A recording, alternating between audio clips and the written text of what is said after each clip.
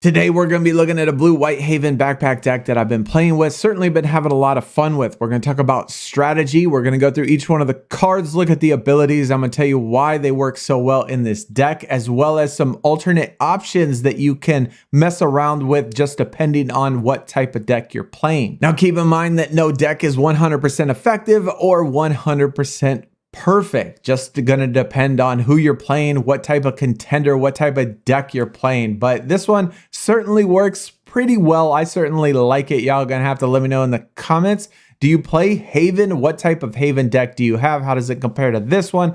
And also, what other options do you think that we should add or maybe subtract from this deck just to make it a little bit better? So let's kick this off, talk about the Contender Haven biding time. That is who we're going to use. That's going to be the whole objective, is to bide time, to stall. If we can stall long enough, we can make enough collection counters in order to automatically win the game.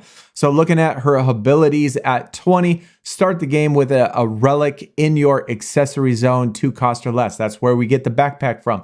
We start with the backpack on the board. Now, you can use other relics, and that is for other types of decks as well. This isn't exclusive for the backpack, but as long as your relic does have 2 or less, you can still use Haven, but use a different relic if you want. Also, when it's your turn, if your contender loses health, you can add 1 collection counter to your relic. It only triggers once per turn, so you're only going to want to lose health once per turn. At 12 health at the start of your turn, you could choose an opponent, and that opponent has to discard a random card, which can also be pretty effective. So looking at accessories, traps, weapons, and relics. Haven's backpack. This is, again, a Haven's backpack deck. It has safeguard and unrivaled. At the start of your turn, you're going to add 1 collection counter to the backpack. And you can't forget to do this, because when I first started playing as Haven, I certainly have forgot quite often. But at the start of your turn, every single turn, you're going to add 1 single collection counter to this backpack. It also has 2 other abilities that trigger at certain collection counter amounts. At 10, Rogue Clash card gets 0/1 boost, which is kind of nice and going to be really helpful. And then at 20, it receives +1/+1. And again, if you could get it to 20, you're almost there, right at the victory. And it gives you just that extra little boost you need in order for you to cross that finish line. So obviously the goal of this deck is to get collection counters, get them as fast and quick and efficiently as possible in order to get to that 25. And another way to do that is with the weapon accessory Sticky Fingers.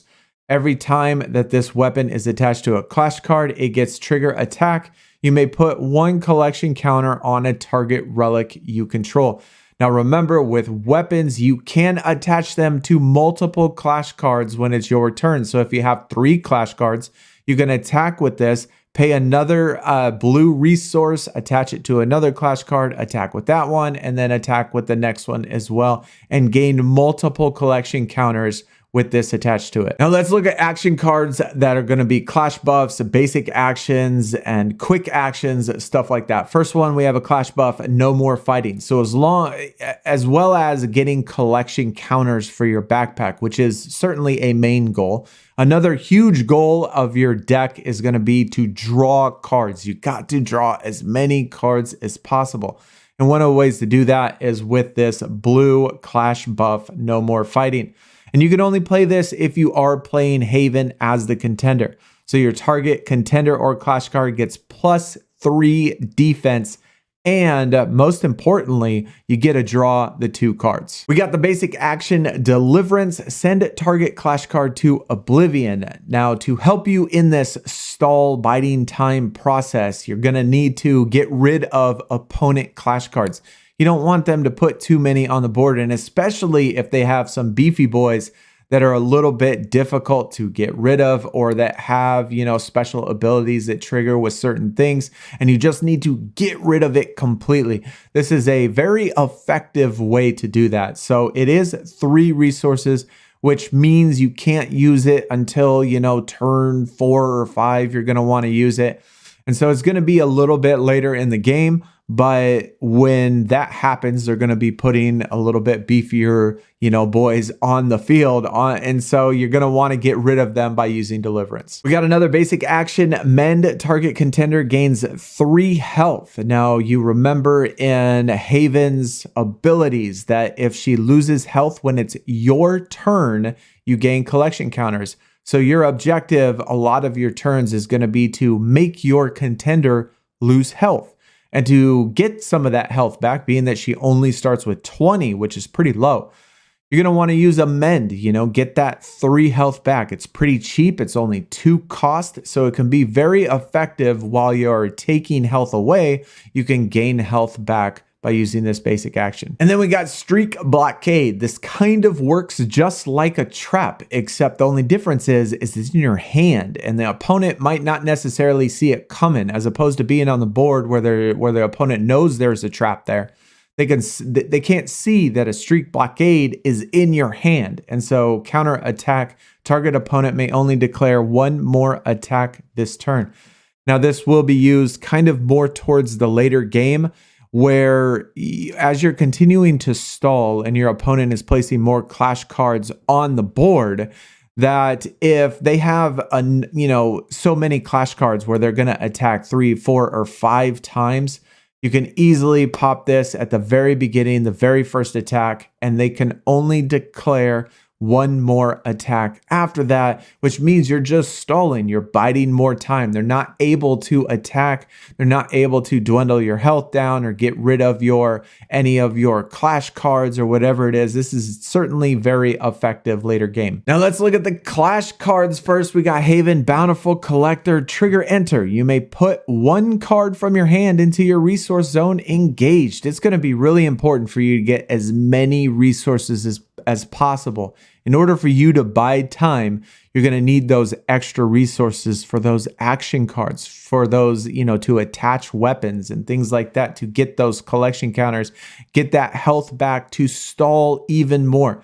So this card is really good, in which it lets you put in an extra resource in your resource zone to give you all of that extra resources you need. Then we got 4 cost Haven Provoked. I have tinkered around with putting 1 or 2 in here, and either one will be good.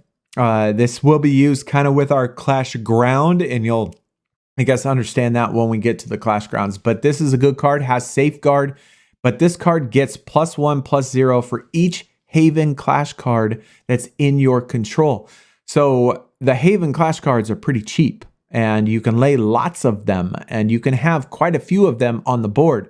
With the Safeguard on there, and with all of the extra boosts that you get from all the extra Havens on there, it can become pretty beefy and pretty hard to stop, and a pretty effective way for you to get rid of your opponent's Clash cards. Also, at the start of the turn, if your card is engaged, then you get another collection counter on your relic. So that's also a huge benefit. Haven, Taking Risks. This is one of my favorite cards in the deck. It does have a trigger enter, reveal the top card of your deck. You may have your contender lose health equal to that card's initial resource cost. If you do, put 2 collection counters on the relic and then put that revealed card in your hand. So you're kind of doing numerous things here, right? Not only are you putting this card on the board in the clash zone, but if you make your contender lose health, you get a collection counter that way, and then you get 2 more collection counters. So with this card, the first time you play it, you can get 3 collection counters, put this card on the board, and draw a card. And for only 2 resources, that is certainly really cheap. Then we got Haven, Clever Adolescence. This is sort of almost the same thing as Taking Risks in a way, just a cheaper form of it. And only 1 cost, but it has a trigger defeat mechanic instead of a trigger enter mechanic. And so your contender loses 2 health, then you can draw 1 card. Your contender gains 2 health, then you discard 1 card. And so in a pinch, if you need some extra health, good way to do that right here. But most of the time, at least for me, what I'm going to try to do is lose 2 health. So when it's my turn and I lay this 1 cost down, all I have to do is just attack the contender. And a lot of the contenders have 1 attack. which means that this is going to die and you can trigger Haven to lose 2 health. You get a collection counter from that, and then you draw an extra card on the defeat. Now we got the whites Haven Resourceful Health Bread. This is pretty self-explanatory, you know, only 1 cost, put it on the board, enter, draw 1 card. You gotta get those draw cards. You gotta fill your cards with decks, or with cards, you gotta lay those resources, gotta get those Havens out there. And so this is a really good one. And then we got Hiding in Plain Sight. Again, trigger enter, you can draw 1 card, or if you're in a pinch and need some extra health, you can gain 2 health from that way. So again, a pretty cost-effective way in order for you to either gain 2 health or draw an extra card. And then we got Clarity, Foreseen Fate, and you could, you know, take away one of the whites or maybe one of the blues and add an extra one to try to get your, you know, increase your odds in order for you to pull this one, because this card is certainly powerful, but it is really expensive. And so not all the time you're going to be playing this. But looking at the abilities, it is an exclusive item, so only one of them can be on the, you know, in your control, which means only one of them can be on the board. It does have trigger enter. Rogue Clash cards get +2/+0 until the end of the turn. And so with this deck, you do get plenty of buffs, and in the end, you can get up to +3/+3 after we look at everything. Alpha Clash cards also get +2/+0, and you do have some alternate alpha options that we will look at, or at least one that I personally like. And then again, once per turn during your primary phase, you can look at the top 2 cards. If you do, add 1 to your hand and then put another one at the bottom of the deck. So you draw an extra card, and all of your rogues, all of your havens get that extra +2 boost. Looking at the Clash Grounds now, International Space Station, 0 cost, white resource, trigger enter. Look at the top card of the opponent's deck. Now, this is kind of a safeguard in a way for me. Also gives me a white resource that I could use and need. But if an opponent plays the Clash Ground, especially early on in the game, and you don't really have resources because you need to save those resources, very good way to get rid of the opponent's Clash Ground. Also, when this card leaves play, you can draw a card. Your opponent draws a card as well, but again, another way for you to be able to draw a card. And then we got Grant Park, Chicago, Alpha, and Rogues. You get +2 on the defense. Trigger enter. You may search your deck for 1 Clash card with initial resource cost of 5 or less. Reveal it, shuffle your deck, then add that card to your hand. So that 4 cost Haven, that's why I only had 1 of them, possibly 2 of them sometimes. I just get them from laying down this Grant Park, Chicago. Or if I already have that 4 cost Haven on the board, I could look for another one that I really need. Plus you get that +2 defense. So if you have Clarity out there, you have +2 attack. You get this one out there, you have +2 defense. And if you have those collection counters on your backpack, you can get as much as +1/+1. So all in all, you can get +3/+3 on all of your rogues, which is crazy. Super good boost. So that's the entire main deck. Now we're going to be looking at the side deck, and I will adjust this a little bit to add, you know, proper quantities, but just for the sake of the video, I've only put 1 of each just so you can kind of decide if you want to copy this deck, that's fine, and adjust the quantities yourself. But these are alternate options that I have found also to be effective, just depending on what you want to do and obviously what deck you're playing. So first one, we got Accumulation. This is a basic action card, but it is, to me, just a little bit expensive. Put 2 collection counters on target relic you control. Now, it is nice getting those 2 collection counters, sure, but I think there are other ways in which you can get collection counters that are a little bit more effective when you talk about using your resources. But this one still isn't bad. Then we got the Trap, Saw You Coming. Counterplay, negate the trigger enter effects of the target Clash card entering play, and then you draw a card. So again, you want to draw the cards and you can negate the trigger enter. There's lots of cards that have really good trigger enter abilities, especially with set 2. You know, being with Pestilence and being with Conquest and being with all these other decks that have really good trigger enter abilities.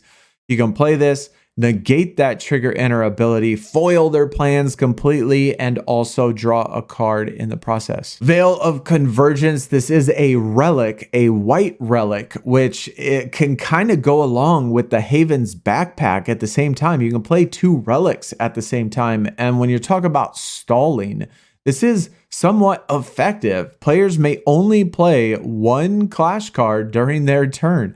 And while we use our resources on action cards and switching the weapons and doing things like that, another player might want to play clash cards, needs to play those clash cards in order to be effective. Well, you could stall that process really well if you add an extra Veil of Convergence on there, in which they can only play one clash card at a time. We got a couple alternate clash card options for you. These are a little bit more expensive to kind of balance your deck out a little bit, to give you, a little bit beefier guys, but all of these are really good for this sort of deck.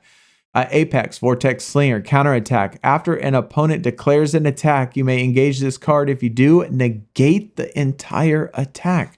So again, you're trying to stall. You're not necessarily looking to defeat enemies with this card, but if they have a beefy card that has ramped up quite a bit, and you need to negate that attack completely, Vortex Slinger is certainly a good option. Then we got Haven stocking up. While I do believe this ability is really good, the Trigger Victory, you may put 2 collection counters on the target relic you control. I have found that it's been fairly difficult to make this one effective. If you can get Clarity out there to boost that attack, the attack is just so light with the cost that it is. It costs 3 resources in order for you to play it.